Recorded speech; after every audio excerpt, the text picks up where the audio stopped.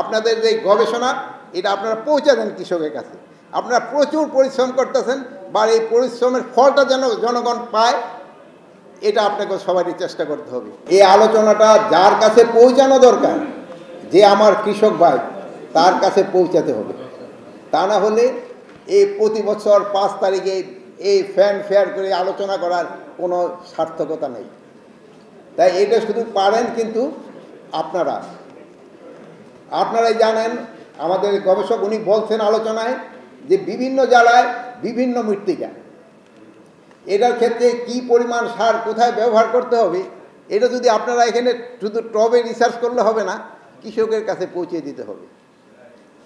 আপনারা যে পৌঁছাচ্ছেন না আমি তা বলবো না, যে আপনাদের এই অক্লান্ত পরিশ্রমের জন্যই আমরা স্বাধীনতার পর আমাদের জনসংখ্যা ছিল 7.5 কোটি, জমির সংখ্যা ছিল এর চেয়েও বেশি।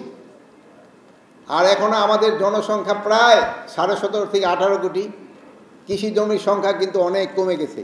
তারপরেও কিন্তু আপনারা সবাই মোটামুটি খাওয়ায় রাখতেছেন, এবং আমি বলবো ধানে আমরা মোটামুটি একটা সেলফ সাফিসিয়েন্ট। কিন্তু আমাদের অনেক জায়গায় আছে যে এনে রিসার্চ করার কোনো কি বলে এই ধান বোনা বা পাট বোনার মতো এরকম জায়গা নেই।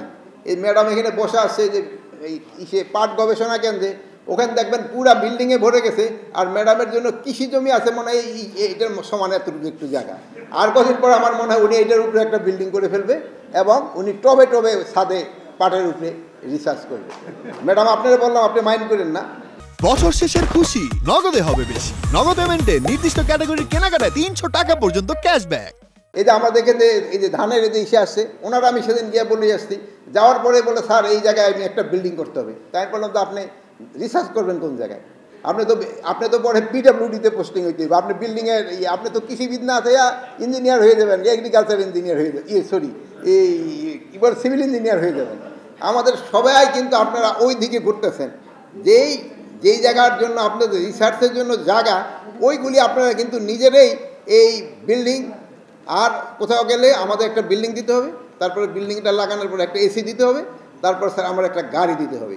সেদিন আপনারা বলতেছিলেন আমাদের প্রতিটা উপজেলায়, মানে ইউনিয়নে ইনফ্যাক্ট 3 জন করে আছে আমাদের কৃষি কর্মকর্তা বা যায়, এখন তাদের জন্য মোটরসাইকেল দিতে হবে অথবা গাড়ি দিতে হবে। এই একটা ইউনিয়ন কতটুক 10 মাইলও তো হবে না আমার মনে হয়। মাঝখানে ইউনিয়ন হলে বসে সে যদি হাইটে যাইতে পারবে না 5 মাইল, এটা হলে তো ভিটামিন ডিও তার আর ডেফিসিয়েন্সি হবে না যদি একটু রোদ টোদ লাগায়। কিন্তু তার দিকে সে তার নাই, তার একটা মোটরসাইকেল দিতে হলে সে আইল দিয়ে কীভাবে যাবে, ওটারও কোনো কিন্তু চিন্তা নেই। এই জন্য এত সব গবেষণায় কিন্তু কাজে লাগবে না যতক্ষণ পর্যন্ত আপনারা আমার কৃষকের কাছে পৌঁছে না দিবেন। আমার কথাগুলি হয়তো আপনাদের কাছে খুব খারাপ লাগতেছে, কিন্তু আমাদের কিন্তু এটা বাস্তবতা। আমরা এখানে খুব একটা বেশি দিন যে কয়দিন থাকবো জানি না, বাট যতদিনই থাকবো আমি এটার জন্য আপনার কাছে ইনসিস্ট করে যাব। আপনাদের যে গবেষণা এটা আপনারা পৌঁছে দেন কৃষকের কাছে। আপনারা প্রচুর পরিশ্রম করতেছেন, বা এই পরিশ্রমের ফলটা যেন জনগণ পায়, এটা আপনাকে সবারই চেষ্টা করতে হবে।